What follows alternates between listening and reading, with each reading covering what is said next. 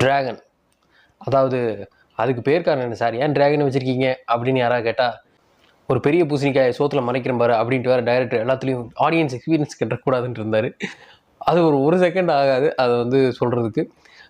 சரி, ஓகே, அது நல்லா தான் இருந்தது. அவர் ஏன் டி ராகவன் டிராகனாக மாறுறாரு அப்படிங்கிறது அதே ஒரு 10 நிமிஷம் சொல்லிடுவாங்க.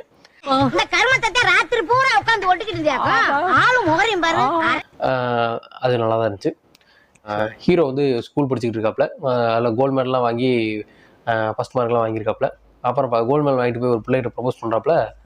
அந்த பிள்ளை என்னங்குது, நீ ரொம்ப சப்பையாக இருக்க, எனக்கு பாரு இந்த மாதிரி ரகட் பைஸ் தான் பிடிக்கும் அப்படின்னு சொல்லிட்டு ஒருத்தனை காட்டுது. அதை பார்த்த ஹீரோ மனமுடிந்து போகிறாரு.